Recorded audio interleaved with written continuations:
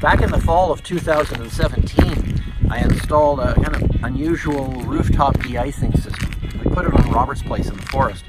And since then, people have been asking me how it's working. So this is the time of the year when you really need rooftop de-icing. So let's go take a look and see how it's performing.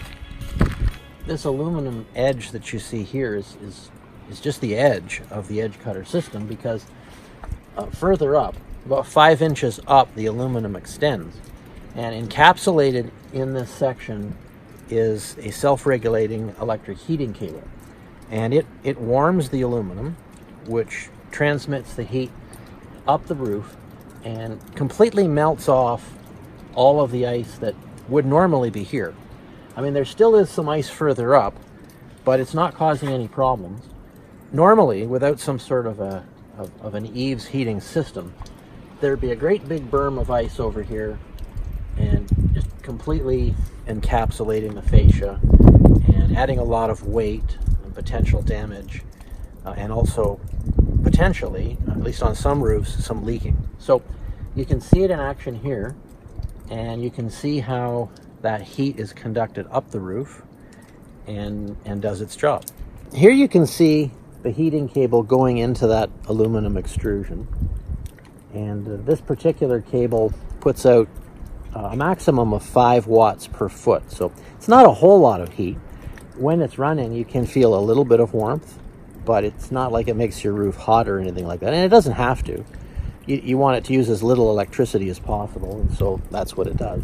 This particular cable also is self-regulating in that it puts out more or less heat along its length depending on its temperature. It's quite sophisticated, and the bottom line is to use as little electricity as possible. You can see how far up the extrusion goes here.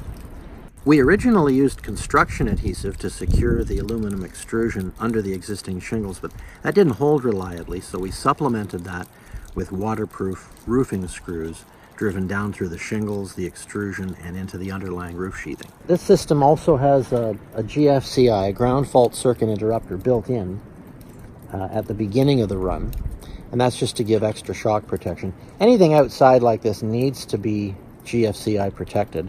What I like about the edge cutter is that it's clean looking, it's effective, and there aren't any rooftop cables on there. You know, no matter what you use, there's going to be some ice and snow that slides off the roof sometimes. And that's the kind of thing that just rips the cables right off. But with this, there's nothing to tear off, and it looks great, and it looks normal too. Well, thanks for watching. I hope you found this tour useful. Like the video if you liked it, subscribe, hit the notifications bell. Check out my website. The address is in the description box, and come back next week where I'm going to be working on these 2 broken but soon to be working well again machines.